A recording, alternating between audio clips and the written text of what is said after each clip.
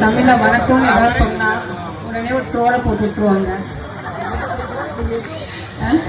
ட்ரோல்ல வந்ததையே சொல்லிடலாமா? நம்ம சொல்லிடலாமா? எல்லாருக்கும் மன்மத வணக்கம்.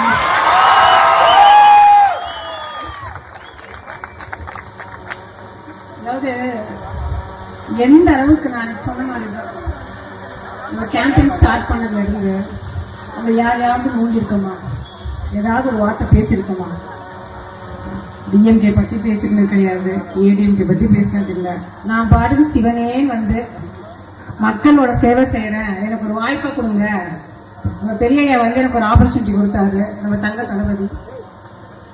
சரி வந்து ஒரு மக்களுக்கு ஒரு சேவை செய்யலாம் அப்படின்னு சொல்லிட்டு வந்தா எல்லாம் பண்ணி வந்து எனக்கு ஒரு பெரிய பக்கபலம் நம்ம அண்ணங்க தம்பிங்க எல்லாம் பின்னாடி இருக்கக்கூடிய ஆளுங்க.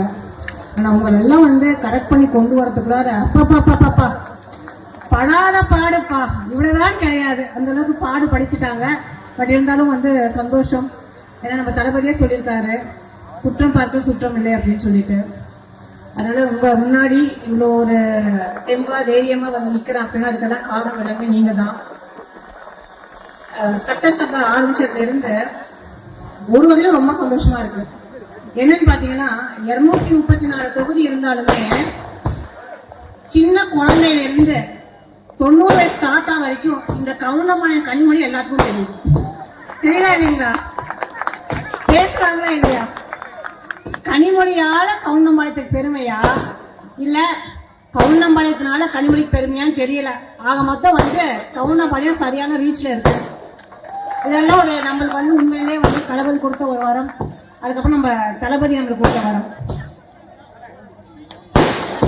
100 நாள்ல ஒரு இன்னைக்கு போட்டிருக்காங்க. ஏன்னா நம்ம வந்து நியூஸ் எல்லாம் கொடுத்தோம் இல்லைங்களா? இந்த 100 நாள்ல வந்து ஒரு மாபெரும் பொதுக்கூட்டம் பண்ணுன்னு சொல்லிட்டு அதுல ஒரு கமெண்ட் வந்திருக்கு.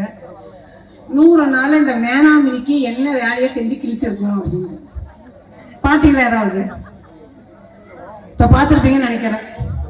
100 நாள்ல காலையில 6 மணிக்கு ஸ்டார்ட் பண்ணா நைட்டு 10-11 மணி ஆகும் வீட்டுக்கு வரதுக்கு.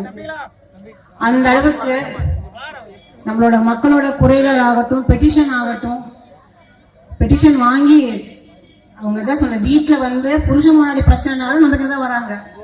வந்து இந்த பக்கம் திரும்புறேன். இன்னைக்கு ஒரு போன் ஒரு கால் வருது, சொல்லுங்கம்மா என்ன அப்படின்ட்டு. அந்த அம்மாவுக்கு வேலை இல்லையா, வீட்டுக்காருக்கு வேலை இல்லையா, பையன் படிச்சிருக்கானா பையனுக்கும் வேலை இல்லையா, அதனால உங்ககிட்ட வந்து ஒரு மனு கொடுக்கலான்னு வந்திருக்கோம். இங்க 3 பேருக்கு வந்து ஒரு வேலையை ஏற்பாடு பண்ணி கொடுங்கன்னு சொல்லிட்டு. எங்க இங்க நம்ம கவுண்டமணத்துல வந்து சிங்கிள் வந்து லைன் எடுக்கும்போது வருது. என்ன சொல்ல முடியும்? கண்டிப்பாமா பண்ணிடுறோம், சட்டசபை போயிட்டு இருக்கு, முடியட்டும், கண்டிப்பா பண்ணி கொடுக்கணும்னு சொல்லிட்டு. அதனால மக்களோட சேவைகளை வந்து ஒவ்வொரு விஷயமும் முகம் சுளிக்காம கேட்டு பார்த்து ஒவ்வொன்றும் செய்யறதுக்காக தான் நீங்க என்ன ஒரு அன்போட ஒரு ஆதரவு கொடுத்து இந்த அளவுக்கு ஒரு வாக்கு வித்தியாசத்தை வந்து ஜெயிக்க வச்சிருக்கீங்க இல்லைங்களா? அதுக்கான நான் வந்து ஒரு உங்களுக்கான ஒரு ரெஸ்பெக்ட் ஆகட்டும், உங்களுக்கான கடமையை கண்டிப்பா செய்யறதுக்கு நான் எப்பவுமே இருப்பேன். ஆனா என்னன்னா இப்போ வந்து அவங்க வேலையை அவங்க பாக்குறாங்களோ இல்லையோ, கவுண்டம்பாளையத்துல கனிமொழி அக்கா என்ன வேலை பாக்குறாங்க அப்படிங்கறது வந்து ஒரு பட்டியல் இட்டுறாங்கன்னா நம்ம சொல்ல வேண்டிய விஷயங்கள் எதுவுமே இல்லை. நம்ம வந்து என்ன இப்போ இவர் நம்ம பேச்சாளர் வந்து பாத்தீங்கன்னா அவர் ராகுல் காந்தி பிரதர் அவர் பேசிட்டு போனாரு, நம்ம அக்பர் தம்பி அவர் பேசினாரு. நம்ம இந்த 100 டேஸ்ல வந்து டிவிகேவோட ஆட்சி வந்ததுக்கு அப்புறம் நம்ம கவர்னன்ஸ்ல வந்து நம்ம லீடர் எந்த அளவுக்கு வந்து ஃபுல் ஃபோக்கஸ்டா இன்னைக்கு வரக்கூடிய விஷயத்த இல்ல அவரோட கோல். அவர் அதாவது என்னன்னா அந்த சேருக்கு யாராவது ஒருத்தவங்க வந்து கனவுல கூட ஆசைப்பட மாட்டாங்க. அந்த அளவுக்கு வந்து நம்ம தளபதி வந்து ரீச் ஆயிருக்காரு. ஒவ்வொருத்தரோட குறைகளையும் நாங்க அங்க உட்காந்துருந்தாலுமே எங்களுக்கு வந்து சிஎம் முன்னாடி உட்காந்துட்டு இருக்காங்க அந்த மாதிரி ஒரு ஃபீலே இருக்காது. சட்டசபை வந்து இது வரைக்கும் உள்ளுக்குள்ள போகும்போது அது ஒரு மாதிரி ஒரு பயம் பதட்டம் அந்த மாதிரி இருக்கும். எங்களாம் இப்ப இங்க இருக்கக்கூடிய ஆளுங்களாம் பாத்தீங்கன்னா நம்ம எனக்கு தெரிஞ்சு என்னோட ஏஜ்ல வந்து சித்தி சீரியல், அண்ணாமலை சீரியல்லாம் வந்துருந்துச்சு. அதுக்கப்புறம் என்ன சீரியல் வருது இப்போதைக்கு எனக்கு தெரியல. பிக் பாஸ் இப்போ வந்து ட்ரெண்டிங்ல போயிட்டு இருந்துச்சு.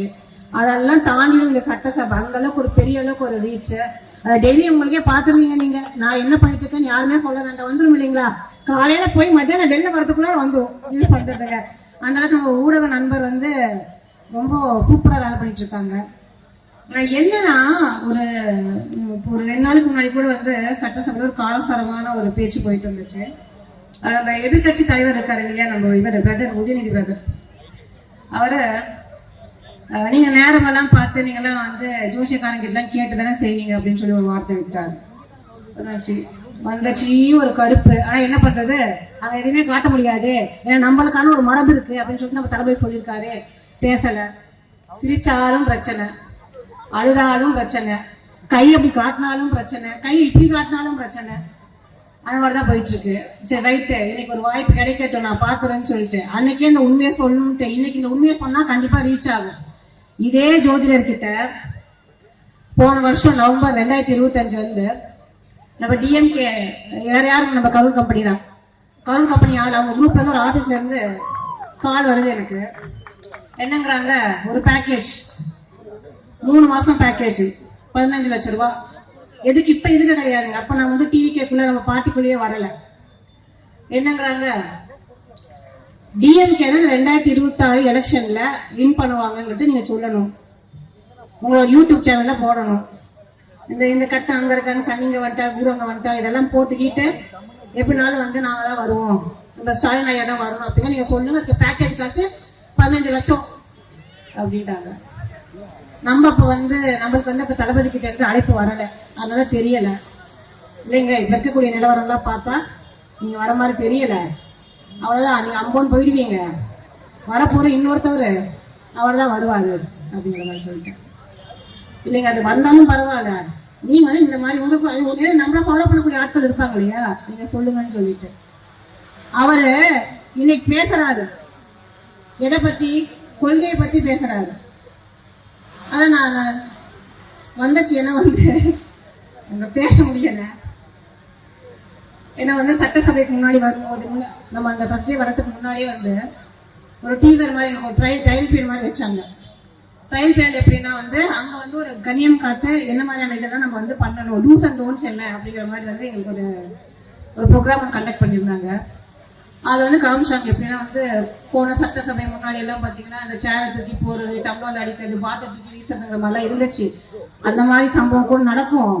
ஆனா அவங்கெல்லாம் பண்ணுவாங்க. ஆனா நம்ம டிவிகே காரங்க எதுவும் பண்ணக்கூடாது, எது பண்ணாலும் அமைதியா இருக்கணும் அப்படின்னு சொல்லி அனுப்பிட்டாங்க. வேற அப்ப நாங்க என்ன போட முடியும்? மைக்க புரிஞ்சு தூக்கி மூஞ்சில போட முடியும், அங்க போட முடியாது. ஆனா நாங்க சிரிச்சிட்டே இருந்தாச்சு. ஆனா இன்னைக்கு இதை பேசணும். ஏன்னா எதுக்கு நம்மள வந்து நோண்டிட்டே இருந்தா உண்மை ஏதாவது இருக்காங்க.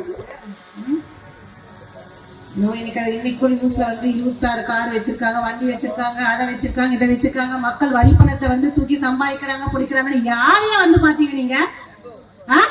யார் மக்கள் பணத்தை எடுத்து நாங்க வந்து சம்பாதிச்சு காரை வாங்கி சொல்லி யார் பாத்தீங்க?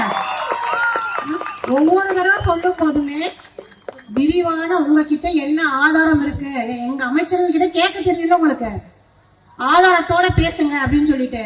என்ன ஆதாரம் நீங்க வச்சிருக்கீங்க? மக்களோட வரி பணத்தை எடுத்து நான் சம்பாதிச்சு ஒரு கார் 2 கார் கிடையாது 26 கார் அவன் வச்சிருக்கேன். இவரெல்லாம் வந்து பார்த்தாரு. இப்ப நாங்க சம்பாதிக்கிறோம், நாங்க தொழில இருக்கிறோம். இல்ல இது என்ன ஒரு கூத்தா இருக்கு? ஒரு சட்டமன்ற உறுப்பினர், ஒரு எம்எல்ஏனா செருப்பு போடக்கூடாது, தலையை சீவக்கூடாது, குடிக்க கூடாது, அப்படியே வரணும்னு ஏதாவது இருக்கா? நான் கேட்கறேன்.